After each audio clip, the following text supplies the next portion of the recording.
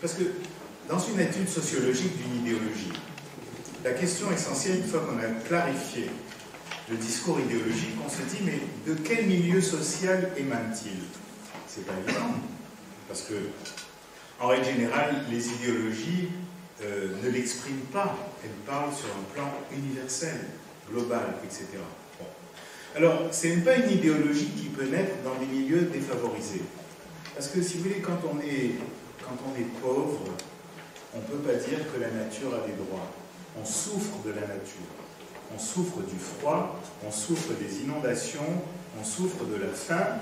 On veut dominer la nature et non pas se limiter dans sa croissance pour que la nature ait des droits. Donc ça ne peut pas venir... là, je ne prononce aucun jugement de valeur, mais j'essaie de trouver un indice sociologique. Ça ne peut pas venir de milieux défavorisés. Ça ne peut pas venir de milieux favorisés, parce qu'en fait, aucune classe de pouvoir ne pourrait accepter l'idée d'une société anomique, sans règles, sans valeurs, où les valeurs sont floues, où tout est toujours enveloppé dans un brouillard indistinct, etc. Alors, moi, j'ai tenté d'identifier les milieux d'où la chose émane, les milieux, c'est-à-dire qui sont les foyers de cette idéologie. J'en ai trouvé 4. Évidemment, le milieu médiatique, la classe médiatique, c'est évident, qui spectacularise la politique, qui diffuse les mots d'ordre, tout en dénonçant toujours le pouvoir. C'est très important, parce que dans cette idéologie, ceux qui ont le pouvoir n'arrêtent pas de cracher dessus, et disent, mais nous ne voulons pas le pouvoir. Les milieux juridiques, vous n'êtes pas sans savoir que dans de nombreux pays, il y a ce qu'on appelle la révolution juridique, c'est-à-dire que le pouvoir des juges prennent le pouvoir sur le Parlement. En démocratie, la loi vient du Parlement. Elle ne vient pas des juges qui ne sont censés que l'appliquer. Or, de plus en plus, et notamment avec les cours suprêmes européennes, etc., ce sont les juges qui édictent la loi. En Israël, c'est catastrophique. Les juges prennent des décisions politiques et militaires pour l'État, ce qui est un scandale, parce que personne ne les contrôle, personne ne les a élus. Ce sont des catégories socio-professionnelles, des castes cooptées qui ne sont pas contrôlées. Le milieu juridique international, vous avez les ONG, organisations non gouvernementales, des organisations qui contrôlent tout mais que personne ne contrôle. À tel point qu'on a forgé le mot non plus de ONG mais de GONG, Governmental, Non-Governmental Organization, c'est-à-dire les organisations non gouvernementales. Parce que ces organisations-là, Human Rights, etc.,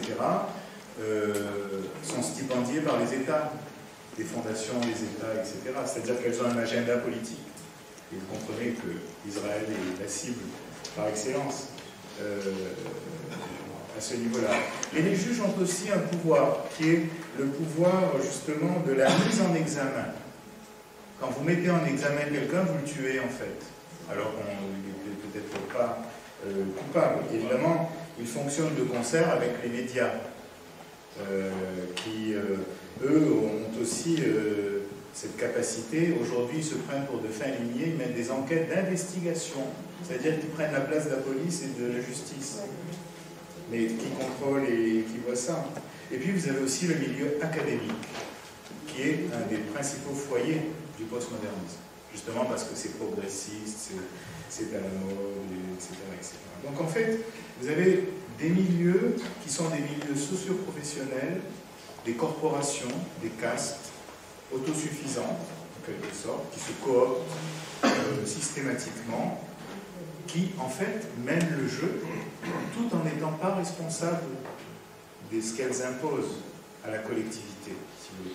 J'ai appelé ça les plateformes. Vous savez, quand il y a des plateformes maritimes, vous avez une base, vous faites un raid sur le territoire et vous vous repliez sur votre territoire. C'est exactement ce modèle de pouvoir. En fait, elles peuvent bien dénier le pouvoir. Il n'y a plus de pouvoir, l'État n'a plus de pouvoir, rien du tout. L'État démocratique. Et donc, si vous voulez, forcément, elles ne cherchent pas à accaparer le pouvoir. Ce serait un handicap. Parce que dès le moment que vous avez le pouvoir, vous êtes responsable. Oui. Donc là, et là, vous avez toute une explication justement sur la réalité politique qui se trame derrière cela. Alors, je terminerai, j'ai terminé. J'ai plusieurs explications de la chose, c'est-à-dire comment c'est possible, d'où ça vient. Bon.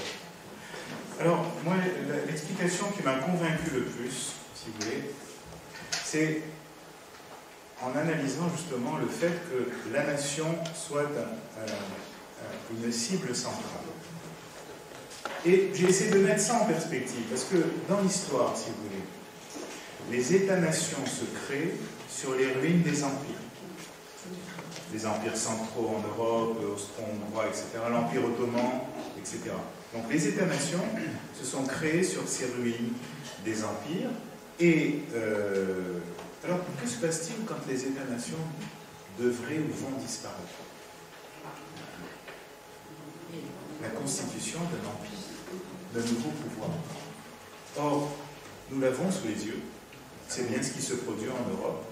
Vous avez l'apparition d'un nouveau pouvoir qui remet en question les États-nations, qui perturbe les cloisonnements des identités nationales. Je ne parle même pas ici de l'euro, mais je parle de la politique, c'est-à-dire qu'en fait, nous avons là une idéologie qui prépare le terrain à l'instauration d'un nouveau pouvoir. C'est pas plus compliqué, d'ailleurs, l'Europe est un idéal des postmodernistes. Pour eux, c'est merveilleux, c'est un univers de paix, un univers qui a triomphé de la guerre. Je vous donne rendez-vous dans 10 ans pour voir les guerres identitaires sauvages qui vont se produire dans ce continent européen. Mais, si vous voulez, nous assistons à la mise en place d'un nouvel empire qui ne s'appelle pas... Il n'y a pas d'empereur. Vous savez, le modèle européen, on n'a jamais vu ça dans l'histoire. On ne sait même pas ce que c'est. Tous ces États sans un pouvoir central, sans un empereur, parce qu'un empire ne survit qu'avec un personnage sacro-saint, l'empereur, qui fédère des peuples différents, qui ne se comprennent pas, etc., etc.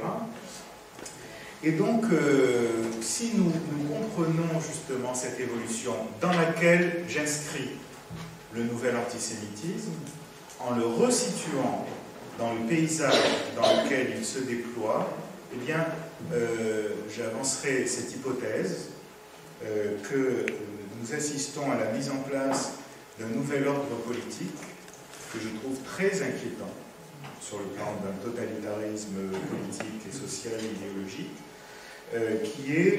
qui n'est plus la démocratie. D'ailleurs, nous ne sommes plus en démocratie, hein, ce n'est plus ça. Évidemment, on est dans les vestiges, dans le théâtre de la République, mais ce n'est plus ce que c'était. Et donc, qui installe en fait les cadres mentaux collectifs qui vont rendre possible l'instauration de ce nouveau pouvoir. Voilà.